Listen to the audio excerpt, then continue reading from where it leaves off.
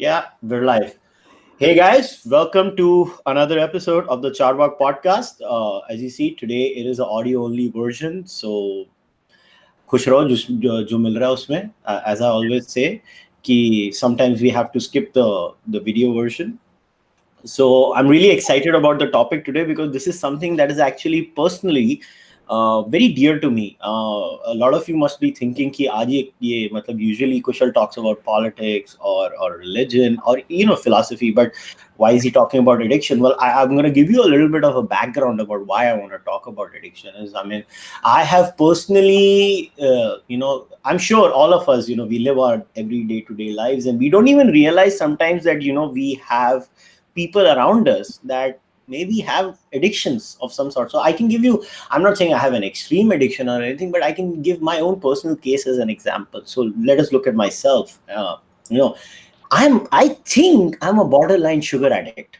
Like I see sugar and I've seen people who they like sugar. A lot of people like sugar, but like I go mental when I see sugar. So for me, that struggle of dealing with sugar was a tough one. And so from there, I got more interested in finding out more about this subject. And then, obviously being an entrepreneur, I had a lot of workers who dealt with, gutka, pan masala and stuff like that. And I would constantly on a personal level work with them to, get them off those habits. And then, through Twitter, I came in touch with Smita ji and I one day I clearly remember that day I looked at her Twitter profile and she had written she's an addictions counselor. So a normal person would contact with Pritaji because we got in touch obviously because of a little bit of political and social work.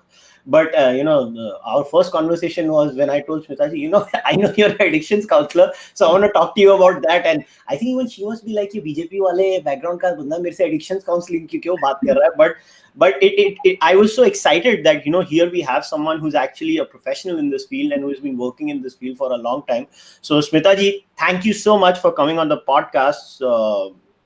Thank you for having me over, Kushal, and thank you to all the listeners who have logged in today to listen to this conversation. I leave it to you as to how you want to structure it. Ask all the questions you want. We have an hour, and I can address as much as possible in that time. Yeah. So Smita ji, I wanted to start with obviously a little bit of your background. So how did you get into addictions counseling? Can you give everybody who's going to listen to this a bit of your background? So how did you get into this? What attracted you to the whole subject per se? Well, actually, as I tell people, I didn't choose addictions. Addictions chose me. And that doesn't mean I have an addictions issue or I have a family with addiction. A lot of counselors have some kind of background. For me, I was a PR consultant in my previous avatar. And then when I moved to Singapore with my husband and young child, I realized that PR wasn't a feasible option.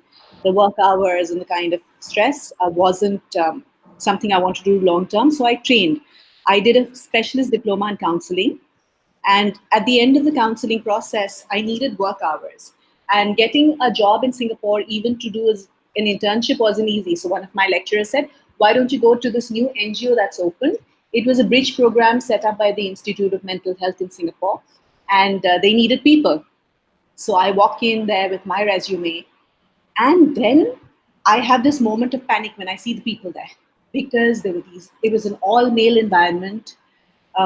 They looked different. The place was in some seedy area, and I panicked. I said, I don't think I can do this. And I think they were desperate, and they needed people. So the guy who ran this thing did something which was atypical, which is not normal. They said, before you make up your mind, why don't you sit in for one of the AA groups? Okay. Outsiders are not normally allowed. And I sat in this group as the only woman among like maybe 20 strangers, and they started sharing their stories. And, it sounds a little dramatic to say that was a transformation that happened, but that is exactly how it worked about. Because when you sit with people who are just bearing their soul and talking about their struggles and their grief and their stress, then all the labels kind of fall away. Addict, a person with a jail sentence, a convict, none of that matters. The only thing that matters is that you see a person who's in pain. Mm-hmm. And that started my engagement with this. So I actually ended up working 2 years at that NGO. I moved back to India for a while, wrote a book on addictions, went back to Singapore, did my master's, specializing in addiction, and then I worked in a private practice. Through it, I worked in the prisons, I worked in halfway houses, but primarily focusing on addictions. All right. So let's start with the base first, Smita ji.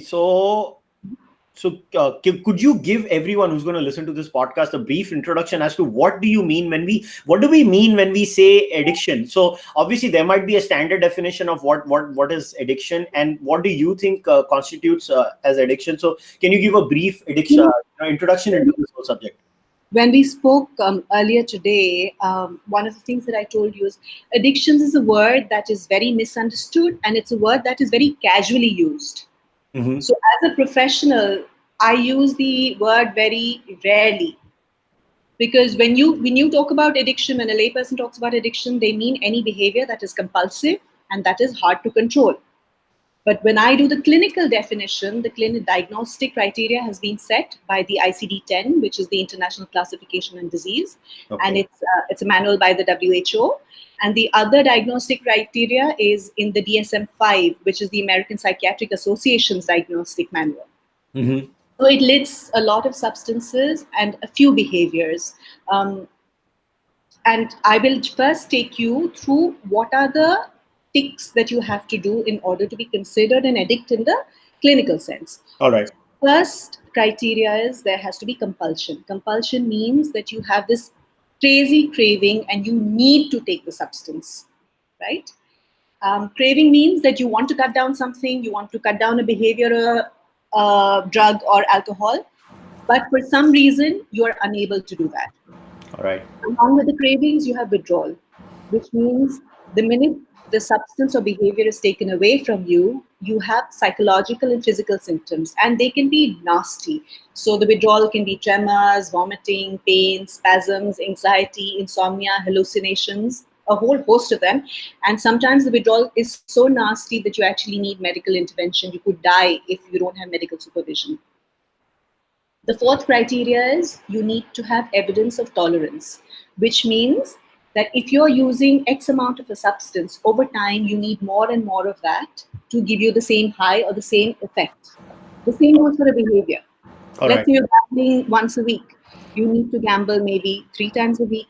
Then you need to gamble daily, and the stakes keep increasing. So that is called tolerance. Mm-hmm. Then the other thing that goes along with all this happening is you slowly begin to neglect everything that earlier gave you pleasure. Because you have no time, all your time and all your energy and effort is spent in procuring your drug or your alcohol or feeding your behavior. So family relationships, friendships, work, school, everything else falls by the wayside over time. You know it, and yet because of the compulsion, you are unable to stop it. All right. Finally, one of the other criteria is that you persist despite the negative consequences. So there might be legal cases, you might be fired from your job, but none of that matters. The only thing that matters is your addiction. Mm-hmm. So these ticks, if you don't meet all of these criteria, or at least some of these criteria, then I can't say that you're an addict. So you were talking about your sugar addiction. Mm-hmm. I would say yes, you have a dependence on sugar maybe. All right. You like sugar more than you should, and you have trouble controlling it. But in the clinical definition, I cannot, classify it as addiction. All right. That makes me feel good. So at least I can say I'm not a sugar addict. So that's a good thing. But okay. So now that we've covered the basic introduction to it, so these are like certain pathological behavioral patterns. But if we were to go down to the neurophysiology of addiction, so are there specific centers in the brain per se that we can say that get activated and which have been found as a standard pattern when it comes to behaviors of addicts? No, absolutely. The addictions today, after a lot of neuroimaging and a lot of research, is considered a brain disorder. Ah, interesting. Because the brains of addicts have shown similar patterns, and we know that even after abstinence, for a drug addict or an alcohol addict, maybe 10 years of abstinence, 15 years of abstinence, there's certain areas of the brain that still light up when you're shown the stimulus of your substance. So Mhm. that's frightening because that's how deep the hold is. What a substance or a behavior does over repeated use is that it changes the fundamental pathways of your brain. Okay. And there are various sections that get affected. One is the reptilian brain, which, if you see the brain stem, the base which connects your neck to your spine at the Mhm. back, that Yep. is your reptilian brain, and that controls just your basic life functions, your heart rate, your breathing, your digestion, your sleeping. That part gets impacted, which is why sometimes when you do too much alcohol, people just suddenly stop breathing or it impacts your sleep. All right. Second part is, the prefrontal cortex or cerebral cortex, which looks at function, which does all the executive functions, your senses, your hearing, your taste, your decision making. And it also, and I think for the layperson, what is most important to know is it messes up your reward system. And let me explain this a bit. Yeah, please do. What are the things that you like eating, Kushal? What's your favorite food? Oh, damn. I like Chicken tikka. chicken tikka. Yeah, yeah, you can say. Yeah, Okay, so when you eat chicken tikka, your brain gets a message saying, this tastes good. I must have more of it. And I must repeat this behavior. I must go and have chicken tikka again. When absolutely. you listen to a music that you like, again, the brain's reward system gets activated and the brain remembers, I like this tune and I must listen to it again. So Mhm. through reinforcement, the brain begins to remember certain good experiences. What happens with substances that you use artificially is that your reward system gets messed up. Mhm. One of the neurotransmitters that gets released in huge quantities or gets disrupted in addictions is a neurotransmitter called dopamine, which is your feel good drug. All right. And when the brain releases too much of that, or the signaling gets messed up, then your entire way of thinking gets garbled. For example, for you, spending time with your family or reading a book is pleasurable. For a person whose reward system has been messed up, those old things no longer give pleasure. The only thing that matters, the only thing that can give perceived happiness is the drug or the behavior. Cool. So your pathways change fundamentally, and to undo that damage takes a lot of therapy, takes a lot of time, and relearning of a lot of behaviors all over again. Mhm. Um, so that's why, as I said, we call it a brain disorder. It all stems in the brain eventually. All right. So now let us narrow down to India Huh. and how. Okay. So I'm going to try to create a background of why I want to focus more on India is because I still think when it comes to addictions and addictions counseling or overall attitudes towards addiction, I Mhm. think the Western world, or let's say even where you started practicing was Singapore, I think they Mhm. still have a very positive attitude towards these kinds of issues. But That in my personal experience of growing up in India, and we've always kind of कि हमारा एक तो मतलब living in India, we have such limited resources as a that's country right. itself. I mean, let's just face the facts. We are not even a middle income country. We are living in a country with limited resources. So in a country like India, what do you think is the current state of affairs when it comes to looking at something as important as addiction? Because I genuinely sincerely believe this is a serious issue, and people, I don't know for what reason, nobody seems to grapple with it, and it is kind of outsourced. Addiction is one thing that is actually kind of outsourced entirely to the market, where the state is not involved in any way whatsoever, or wherever the state is involved, it is just हमने एक banner लगा दिया, हमने ad they the, kind of a thing. Yeah. So what do you think, as a professional who is actually involved in this field very seriously, what do you think is the current state of affairs in India when it comes to addictions counseling or the overall attitude societally towards addiction? So I'm going to break up my answer into various parts because you've asked a very, very critical question. And it's a question that actually frightens the hell out of me because we are looking at a time bomb. We are a ticking time bomb when it comes to addiction as a country. We don't have enough knowledge. We don't have enough rehab places. We don't have enough medical practitioners. We don't have enough counselors to handle the thing. So everyone's playing ostrich. People are just pretending that the problem does not exist and somehow it'll just disappear. And that's not going to happen anytime soon. And when it hits us in our face eventually, we're going to be reeling. And this is not a doomsday prophecy. This is just like a stark spelling out of reality. And Mm. seriously, as a professional, I'm frightened because every time I go to a social gathering, the minute people find out I'm a counselor, Kushal, and I say this with full seriousness, somebody or the other will come up and say, so and so, my husband has a problem, or my son has a problem, or my neighbor has a problem, and we don't know what to do. And imagine in a social setting, I'm like, I can't talk about this issue right now because there's a process. We have to do assessments, and there is no quick fix solution. So Mm. you have to seek help. You have to do the assessment. Anyway, I'm going ahead of the topic right now. Coming back to your original question, I just wanted to give all our listeners a few statistics. All right. These are the latest statistics from a report published by AIMS 2019. Mm. 16 crore people in India today consume alcohol. Out of that, 5.7 crore people are problem users and 2.9 crore people are dependent users. Problem users means they drink more than they should, and dependent users means they definitely need to seek help. Holy shit. Okay? That's 2.9 crore people. And no, it gets even better. This includes men, to some lesser extent women, and children between the ages of 10 and 17. What? Do you have children who are alcoholics for various reasons? Oh my And God. that is again where the danger zone is, because these are the inheritors of our country. And unless their issues are addressed, we're doomed.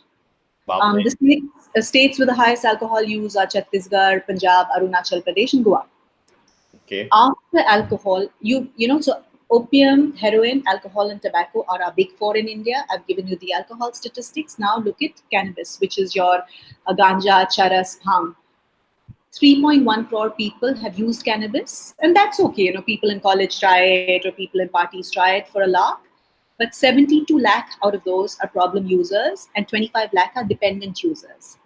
Hmm. And between you and me, I think these numbers in actual reality are higher because a lot of people don't talk about it, and also our data gathering, the sample sizes are limited, right? So All right. you only extrapolate. Okay. For opioids, which is all heroin derivatives, you have 77 lakh problem users, 28 lakh dependent users. Northeastern states, Arunachal Pradesh, Nagaland, Mizoram, and Manipur are the big hubs. Hmm.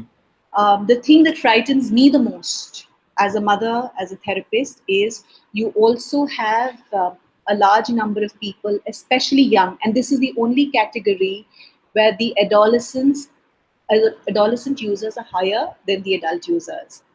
And these guys use inhalants. Do you know what inhalants are? Yeah, exactly. What is it's basically inhaling some kind of chemicals or stuff like that. Yeah. So inhalants are, you can control a cannabis or a heroin, or you can legislate alcohol.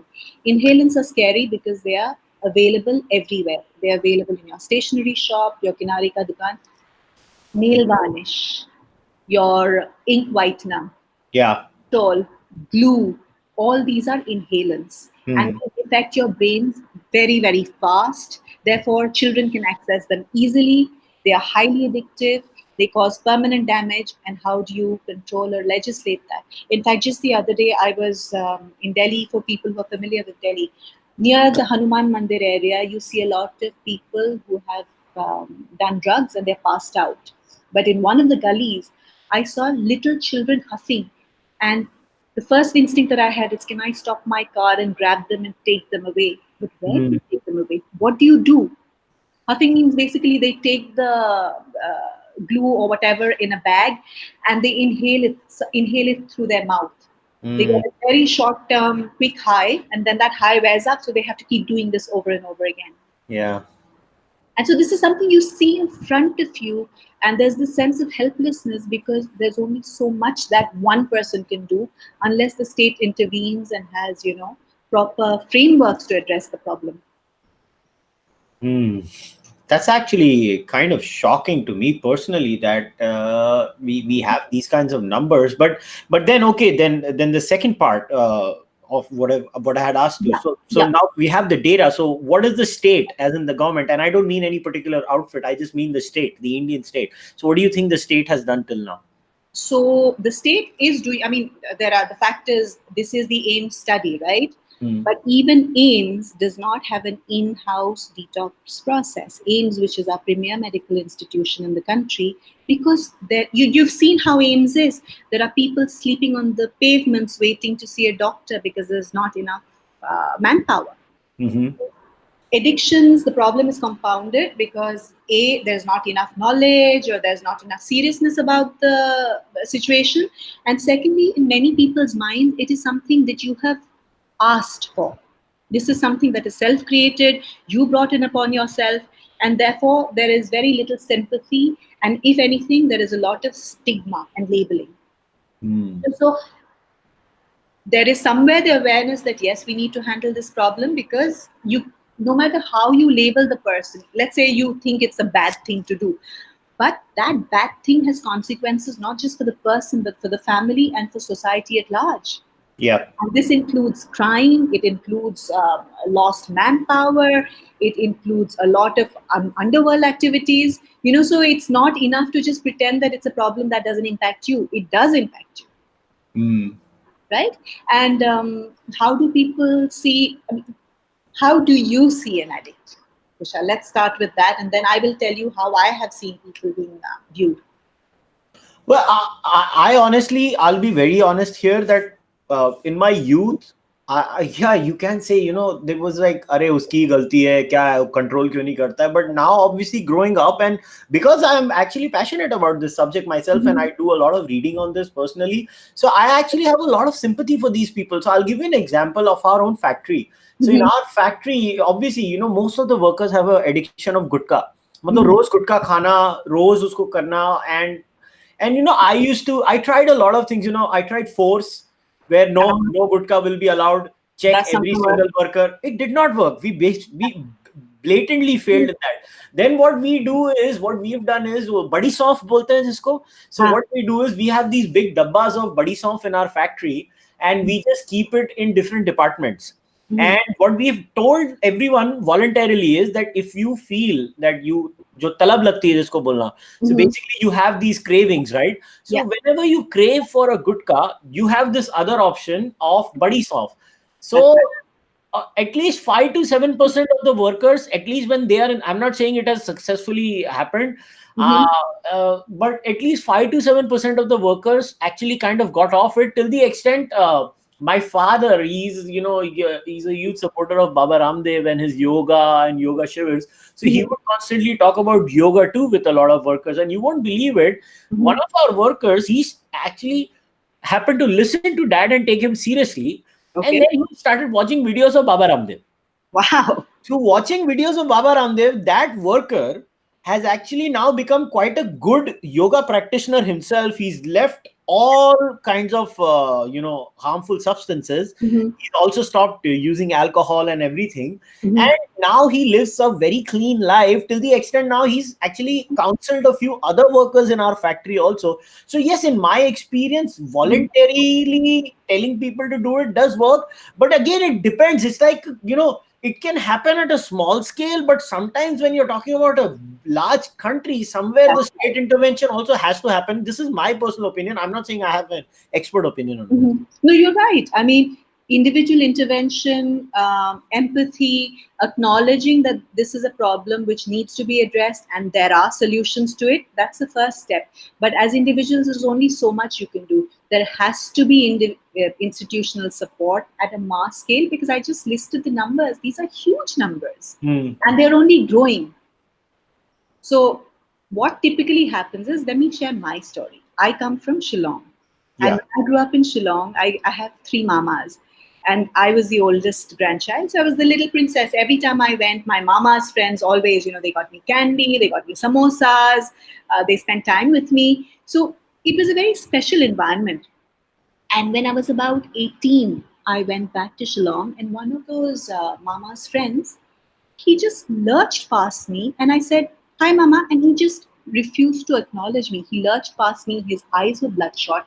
He had put on weight. He was bloated and he was completely disoriented. And I was very, very disturbed. I said, "Arey, ye kya ho gaya?"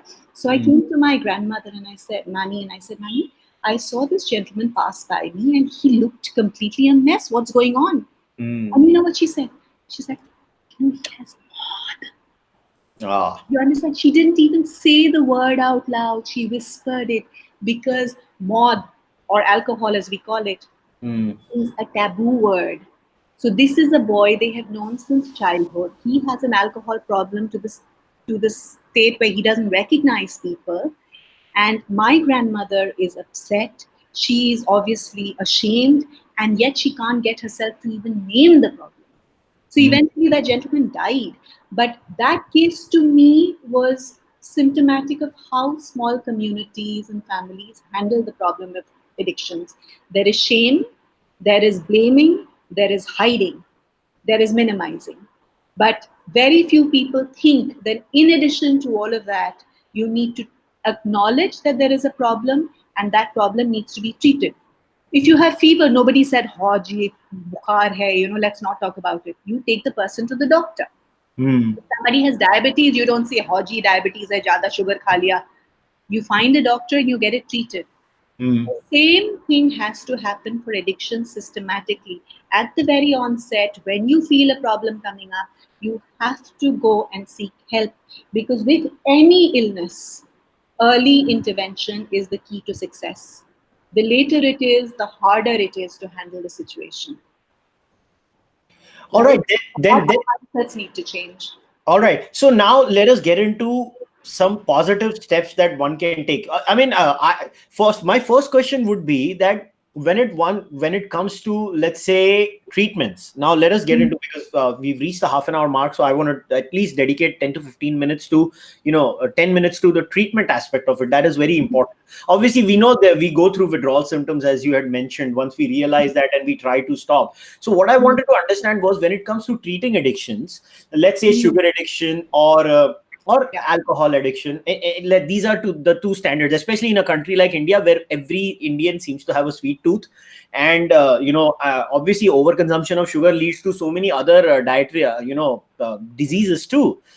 So if I was to say that we have some sort of people have a overeating habit too, that is also something related to a addictive kind of behavioral pattern. So what my question Yeah. to you would be, the first thing is, when we treat addictions, so what are Mhm. the steps that go about treating an addict? Obviously, once the first step, as you explained, is you need to identify, as you mentioned in the start. So once we've identified that fala person is an addict of XYZ product, so Mhm. are the treatment methods the same or overlap for different kinds of addictions, or are they different for specific addictions? Okay, so there are a lot of questions here, so I'll try and compress it.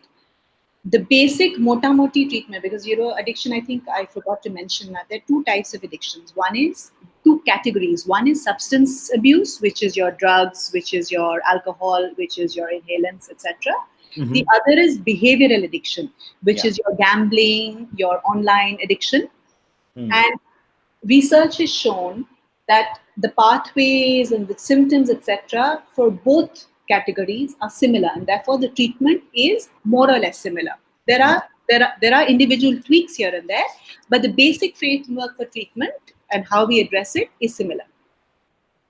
When you say how do we treat, the first step to a treatment is to realize that no single treatment is appropriate for all individuals. All right. Individuals are different, their backgrounds are different, the severity of their problem is different. Mm. So every individual has to be individually assessed, and their therapy has to be tailor made for their situation, right? Second is treatment needs to be readily available, and that is where in India it's a uh, big challenge. Mm. Thirdly, the treatment needs to address the multiple needs of the individual.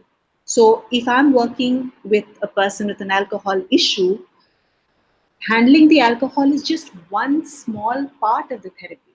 I have to handle maybe his financial needs, maybe his emotional needs. I have to assess the environment. I have to assess what the family situation is. I have to assess his personality and his coping skills. And only that, plus there might be psychological issues, which is what we call comorbidity. And then there might be, other life stressors that might be happening. So 20 people coming in with the same problem will have 20 different solutions. The framework is the same, but the individual will have their own individual therapies too. And once I start therapy, there has to be constant evaluation and constant assessment, and there have to be constant modifications as a result of how the progress happens. Also, the final thing is you have to be in treatment when you start. ये नहीं कि detox कर लिया जी counselor के साथ 6 sessions कर लिए, be good. You have to be in a program for an adequate period of time, because relapse is a very, very common phenomena. Triggers happen everywhere. Cravings can hit you anytime. And as I have said at the very beginning, brain imaging of people who've been abstinent for even 20 years show certain areas of the brain light up when they get there, the addiction stimulus. So to simplify, if somebody were to come, somebody with a serious addiction problem, the first thing will be they will have to go for detox to cleanse that substance from their system. Mm-hmm. There will be a psychiatric evaluation to see if there is anxiety, depression, other issues with it, whether, and there are a lot of psych conditions that go with addictions. Sometimes we don't know whether it is the substance that is causing those symptoms, or whether because of those issues the person has taken to addiction. Mm-hmm. Do you get that? Yeah, I got it. Sometimes you might have depression or you might have anxiety because of the drugs. Uh-huh. But sometimes you might do drugs because you are self-medicating these issues which are troubling you and you don't know how to cope. Mm-hmm. And you need to be clean at least for 4 to 6 weeks before the psychiatrist can decide which came first. Mm-hmm. Right? So you have detox, you have a full evaluation, then you have counseling.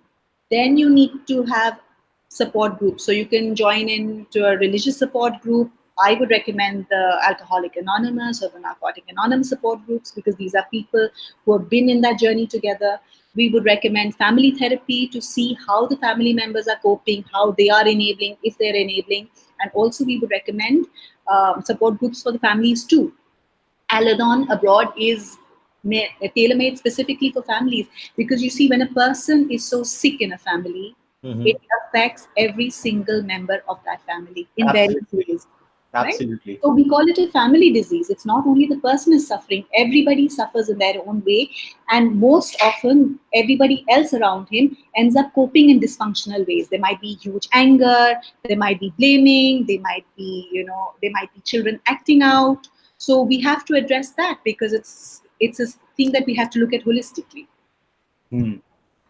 All right. So now, obviously, I have to discuss this aspect of it too, because again, this is something that I read so much about. So I have the now. Obviously, I don't want to get into the philosophical aspects of free will or not, and whether human beings have free will or whether we live in a deterministic world. Let us leave that aside. Let us look at it from a non-philosophical point of view. But a lot of times, what I have realized in a lot of readings that I've done is actually a lot of things of what we do and who we are and how we behave just comes down to our DNA and our genetic makeup. I'm not being committing the naturalistic fallacy here, where I'm saying it's only genes. It's obviously a gene. It's a nature nurture, kind of interaction.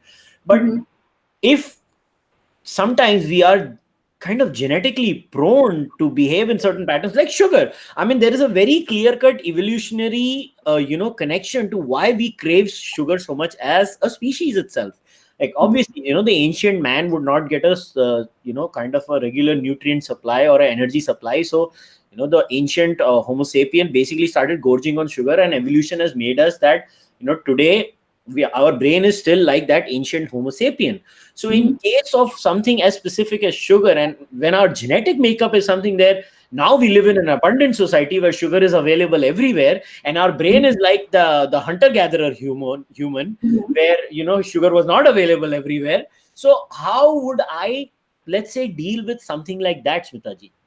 Okay, so you want to know, basically what you're asking is what are the causes of addiction, right? Yeah. And So is there a genetic component to it? yeah. The short answer is yes. Okay. We don't know the extent to which genes determine, but now enough twin studies have shown that people may have a genetic predisposition. It doesn't mean they will become addicts. Just like, you might have diabetes in the family. It doesn't mean you will have diabetes, but you might, right? Mhm. So it just means that you have to be a little more careful than another person. All right. We haven't been able to identify any single gene that causes the addiction. It's a complex interaction of various genes, and so that is still a gray area for scientists. But yes, there is a genetic component. The other thing is personality. Each person has a unique set of coping mechanisms, a unique personality, which very often is set at birth. So in any given situation, how you respond versus how I respond will be different depending on our personalities. True. Correct? And that is like inherent. So that too plays a part in addiction. Some people have low impulse control, they have a low threshold for stress, they might need more stimulation. So Mhm. those personality types are perhaps more vulnerable. The third thing is the environment. It has a huge role. Your family of origin, how you are nurtured, the school that you went to, what is the situation there? What is the culture that you're being brought up in? For example, certain cultures, sitting and having a drink with your elders is just a normal thing. Mm. In the Pahari culture, sitting in the evening and drinking with your community is a normal thing. Yeah. There, if you tell a person you have an alcohol addiction, then there is a huge challenge because you have to change his entire cultural moulding because for him that's normal. True. Then environment also factors in strife in war-torn areas where there is very little hope and there is a lot of trauma, or in extreme poverty where again there is very little nurturing, where there is not enough future, the future doesn't look too good. You might have issues of addiction. And finally, you have the problem of exposure. In a situation where you're repeatedly exposed to substances that are highly addictive, Mm. you will get addicted. All right. So now I wanted to spend some time on something which I am actually very passionate about, and I actually write about it and talk about it all the time. And many people in the live chat actually have asked the damn question. So let us stick now to digital addictions, social Okay. media, different platforms. You won't believe it. Four people have asked a question on the live chat. Somebody says, you know, somebody has asked, I have a YouTube addiction. Okay. Somebody has said that, what do we do about addiction to different social media platforms, Uh-huh. mobiles, basically any kind of electronic device. Somebody Mhm. said, I can't. The YouTube guy says, basically, I find it difficult to just sit silently. It's a struggle if my brain is not stimulated continuously with Okay. some kind of content from any digital medium. So first of all, my biggest grouse or complaint, I just want to share my views here too, that we are not even willing to accept that there is something called social media addiction, at least in India. It's Oh, actually a tragedy, uh-huh. and nobody from our government to anybody, even on social media, if you say this to people who are on Twitter for like 6 hours a day, tweeting incessantly, if you tell them that you are basically addicted to Addictive. this, and the medium is built in a specific way, Yeah. they get mad at the person even mentioning it, Yeah. that how dare you, it's a typical alcohol, जो बेवड़ा होता है उसको बोलोगे तू बेवड़ा है तो उसको गुस्सा होता है. Sure. so No, this you again a very pertinent question, and it's a very frustrating area, Kushal. And on this one, I will not blame the government because remember when I started this talk conversation, I had said you have to have a diagnostic criteria which is acceptable worldwide. all So, what right. are diagnostic criteria? Our ICD-10, which is the upgraded version, is going to be out in 22, which is going to be the ICD-11, and we Okay. have the DSM-5. Yeah. Both these manuals do not list social media addiction. ICD 11 will now include gaming disorder, but it will only, gaming disorder is a limited area, right? It doesn't have your Twitter and your other things. And in DSM 5, DSM gaming disorder is listed sort of, but only as a condition for further studies. It is not a clinical diagnosis, which Mm. means the research available is not adequate to be put in that manual, and that makes it difficult for us. So when you have a set of problems, say yaar ye to addiction lag raha hai, I as a practitioner can't diagnose you as an addict, so I prefer to use the term dysfunctional social media use. All Okay. right. And you can call it anything, you can call it jingalala if you want, I don't care. For me, the only thing that matters is this behavior causing problems in your life, and if it is something that needs to be addressed. So dysfunctional social media use is what I'm going to talk about right now. All right, perfect. You have given me a perfect term to use, so thank you very much about that. But then this is my question. Yeah. Now, I have a problem with the moral and ethics of the companies that have built these problems too. I'll give you an example. आज की date में जैसे हम cigarette को use करते हैं, so I'm going to give you an example of cigarette part gutkha, right? जब हम Yeah. सिगरेट को यूज करते हैं ना, तो उस प्रोडक्ट के ऊपर स्टैट्यूटरी वार्निंग होती है. Yeah. Now, I'm not going to allow the social media companies have a free reign in this. I'll tell you why. Because I happen to be obsessed about this, reading this a lot for a long time. So there is this guy called Tristan Harris. He basically work in social media companies, and he came up with this whole idea of what that these companies have basically have no kind of ethics, and the way these companies have built their product is so. I have used this example before, but again, I'm going to use this example again.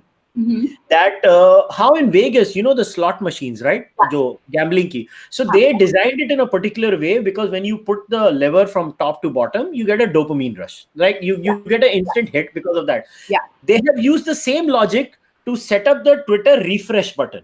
Uh-huh. So that's why the refer. Now my complaint is that gambling के साथ एक statutory warning है, alcohol के साथ एक statutory warning है, cigarette के साथ एक statutory warning है, social media company किधर भी statutory warning नहीं देती है. Don't you think that is very scary? They will not give it because what is your legal recourse? They'll say, "Bhaiya, mujhe dikhao, show me the research which says it's harmful." It might come 20 years down the line, but it might be too late. So let's forget about what the social media companies are doing. Let's forget about what the world at large or the diagnostic manuals are doing. For a person who's a consumer of social media, Yeah. I would just go back to the basic checklist which we use to diagnose addiction. Is this behavior taking up too much of my time and energy? Yes. Do I get withdrawal symptoms? Do I get sad or angry or irritable or jittery if I don't use the social media beyond a certain amount of time? Am I noticing that I need to use more and more amount of time in this, either on Twitter or on WhatsApp or on Insta? Am I trying to, unsuccessfully control my use and failing repeatedly? Have I given up activities that earlier had meaning for me? Am I interacting with my friends as much as I used to? Or am I now only chatting with them online? Am I pursuing my hobbies? And if not, and if all these are no, then clearly there is a problem. No matter what the diagnostic manuals say, if these red flags are up for you, then you need to seek help and you need to put steps in place to control your use. Also, remember another one of the things that you have to look out, because eventually it is about self-deception also, right? Are you lying to yourself about how much time you're using? Are you having to lie to your family members about how much time spent online? Also, anytime you have a negative mood or you have a low, are you going to social media to cope, or are you going to a human being? Oh, that is such a vital point. You won't believe it. I'm not going to take any names over here, but I know a couple of people on Twitter who actually have said this to me in a coffee pe charcha, where they say whenever I want to feel kind of good, sometimes I just go and check my Twitter feed. I was like, whoa, that's the worst thing you can do. Is that not a red flag? Because the basic human instinct should be, I have a low day, so I go out for a walk. I listen to some nice music. I do things, I read a book, or I reach out to the people closest to me and ask, or give somebody a hug. That is your normal instinct. But where does it come to a point that you shun all these activities and you want Yeah. internet kind of therapy? That's where it gets into the scary zone, and that is where you need to be self-aware. So how does one go about, dealing with these addictions? Let's say, social media or mobile addictions. Like somebody in the live chat has asked, would deleting the apps and or going for a walk with friends help? The thing is, you might, if you have to sit back. If you think the problem is something that's grown into such that you need to see a professional, then go ahead and do that. The biggest gripe I have with our society is that somehow seeing a professional is seen as something of a weak-willed person. You don't Yeah. think like that when you have a flu, do you? Mm. Wellness is not only about the body, it is also about the mind. So if you go to a person and seek help when you have fever, you should be able to go and seek help when your mind is not doing too well. Yeah. But let's say you still haven't been able to overcome the barrier, at least sit as a first step and log the amount of time honestly online. Mm. That'll give you a thing that, am I imagining how much time I'm spending online, or is it actually true? So list you break your day into 24 hours and then note down how much time you have spent online. And True. the next step is, okay, so now if I have spent 8 hours online, what are the other things I can do instead? What are the things that I used to enjoy before social media came in? And then you have to retrain yourself, your brain. See, the brain can be retrained. If it True. learned to be addicted to social media, it can also unlearn it and learn over time. It's a slow process. It's not always an easy process, but you can do it. The first step is acknowledgement. B, take little baby steps. कि ठीक है, आज मैं instead of 8 hours, I will do 7 hours, and in that 8th hour, I will read a book. If you Mm. say I have done 8 hours every day for the past 2 years, and suddenly I'll go cold turkey and throw away my apps, it's not going to work. Mm. I can tell you it won't work. First of all, we are an age where communication is all over technology, and Mm. communication is important for work, for keeping in touch with people. But you have to be able to monitor. And for that, if people write in individually, I can give them certain steps, and we can have this conversation further.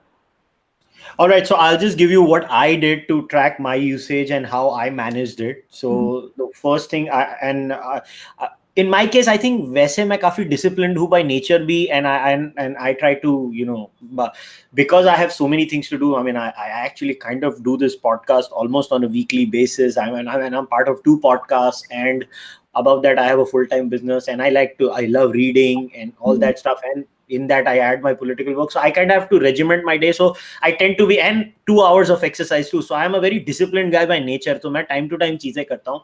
So what I did with my social media, and I wanted your opinion on this. So what I did was I actually downloaded this application Ah, that measures the amount of time I spend on different applications. yeah. So I have graded, I'm not saying I'm right or wrong. I graded Twitter as the biggest evil along with Facebook Okay. and Instagram. And then I rated YouTube below that. And then and it basically, this is how I went about it. And yes, TikTok also, before people say, and people think I spend 5 hours on a day on TikTok. Actually, no, I just spend 10 minutes on TikTok. Seriously, And that's a lie. yeah. Yes, Smita ji will never believe me. That's a lie. So the whole thing was, I actually got so much help from this, just monitoring my usage. And the moment I saw, अरे मैं इतना minute क्यों spend कर रहा हूँ इस पे, Hmm. I cut it down. So I have this rule where I kind of stick to not more than 30 minutes, or not more than 1 hour on Twitter and Facebook combined in a day. I have this 30-minute rule, Okay. and I have been successfully managing it at least 5 times a week, and I'm actually constantly seeing the positive changes, especially, and I want to share this because Smitaji, you're also kind of involved in a lot of socio-political work too. What Mhm. happens is when you are a socio-political animal on Twitter and Facebook, all you get is a dosage of negativity on a daily basis. That's right. So what I realized was people who spend 4 hours on these platforms where they are not following what's happening in sport or what's being fun or what there is something funny out there. Yeah. I realized Twitter can make your life miserable, and it kind of changes your sense of reality in a weird way. But was this kind of helped me. Now I don't spend more than that time. I kind of get a vague idea of what's happening in the world, aaj ka latest outrage kya hai, and I move forward. So do you think, did I do something which was I think right? I think your steps are perfect. But Kushal, the thing is, you're a self-aware person, Hmm. and you took time, sat and thought about where your life was going, and made these choices. For some people, it just creeps in, and there could be many reasons for it. It could be loneliness, it could be boredom, it could be a poor social skills, it could be a bad work environment. There could be so many reasons because, as I said, individual reasons differ, and then they get into this situation where social media becomes their life. Hmm. So to extricate themselves from that mess takes time. So if you can't do it alone, if the first step, I repeat, is to acknowledge. The minute you acknowledge that there is a problem, that's half the battle won. After that, if you have time, do it alone. Otherwise, seek help and find out what is that behavior doing for you. Nobody does anything without reason. Hmm. Is it that I'm lonely and I like the community online? Is it that I like the validation that a like or a retweet gives me? Is Hmm. it that I like that adrenaline rush from picking a fight and abusing somebody who I don't know? For each person, the need that it fulfills is different. So try and identify that. Then monitor your use as you have done, and you've done a good job. And focus on finally alternative habits. Because remember, there was a life we had before Twitter. And I quite like the fact that you said, Twitter is a very negative place and everything looks dark. And I remember hearing a talk by Sadhguru where he says, if you keep listening to news and if you keep following the media, the world looks like a very scary place. And he said, actually, if you think logically, this is perhaps the most stable times we've had. Yeah. Earlier was nasty, short, brutish. There were epidemics, there were wars, and a lot of horrible things. But now it's all in your face, and you're constantly getting this negative stimulus. But the minute you switch off the news and the gadgets, then your world is where I'm sitting and talking to you, Kushal. You're sitting and having this conversation, and that's the only reality. So you Hmm. can unplug from that chaos. So just one last thing. So let's say now you've suggested a few steps about social media. So how would somebody, like, I believe like India की दो सबसे बड़ी major problem, एक शक्कर है और एक social media है. Social media isn't that big a thing, yeah, Kushal, because no, fortunately, in Korea, for instance, is an epidemic. In Korea is one of the few places which is looking at it as an addiction. As I said, ICD-10 and DSM still thinking addiction hai ki nahi hai. Korea, because they've had deaths as a result of internet overuse, they are doing a lot of research on this. But in India, fortunately, we don't have enough numbers on social media Hmm. yet. But it's only a matter of time. But it's still something that needs to be addressed. True, true. So I guess, okay, one last thing before we wrap things up, because I've kind of, tried to take the questions from the live chat also. Mhm. But let's say if somebody wanted to get in touch with you, Mhm. I know it's very uncomfortable to talk about these things on a live stream platform. Yeah. So anybody who's going to listen to this podcast, so I wanted to wrap things up by this because we've almost reached the hour mark. So what would be the best way to get in touch with you if somebody, does think that they have a problem with addiction, or they might think they have a problem, which is the best way to get in touch with you? So I practice in Delhi. I see individual clients in Delhi. I do workshops and group work in Delhi. I can do workshops. If you have adequate numbers, I can fly down wherever. But for individual work, I prefer face-to-face stuff. If you have just regular queries, you can write to me at smita.barooah@gmail.com. That's my email ID. Or you can reach out to me via Twitter. I will respond as soon as I can, as soon as I see your messages. Does that help?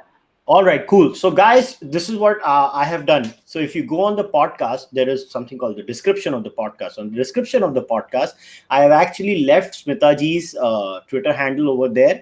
She's already mentioned her email ID on the podcast itself. So, if you have any questions, and believe me, सबसे बड़ी problem मैंने notice की है जब हम and I can say this with confidence is because I was someone who has gone through this himself or herself or whatever. Sometimes we, as Smita ji spoke about the social stigma attached with addiction, कई बार क्या होता है हमें problem भी होती है ना, हम उसके बारे में बोलते नहीं है क्योंकि हमको लगता है कि यार लोग हंसेंगे हम पर. So anybody who's going to listen to this podcast, I don't care 100 लोग सुने कि 1 लाख सुने, मेरी कोशिश हमेशा होती है through this podcast I try to talk about serious issues, good issues where I want to help and contribute positively to our society. So if you have any serious questions, please don't feel shy. Do contact her on Twitter or email Smita ji. Talk to her, be more open about it, try and find more. And if you stay in Delhi, please go and contact her. And if you have any more questions off of me on this subject also, you know where to get in touch with me. So Smita ji, once again, thank you so much for doing this. I'm glad we finally covered this subject. It was long due, and I'm so glad that I could actually talk about this with you because you're the best person to talk to. You have thank you for giving me the space, because this is an issue which is very close to my heart, and as a therapist, I find it frightening at how little knowledge we have, how little resources we have, and how little attention is paid to such a pressing topic. And as you said yourself, stigma is a big roadblock, judgments by other people, but eventually you have to take ownership of your own life and your own well-being. So if you have an issue that you would like to talk about, please reach out, please speak, and that is the first step to healing. All right. All right, guys. I'll see you guys next time on another podcast. Till then, take care. Namaskar. Have a nice day. See you on the next podcast. Bye.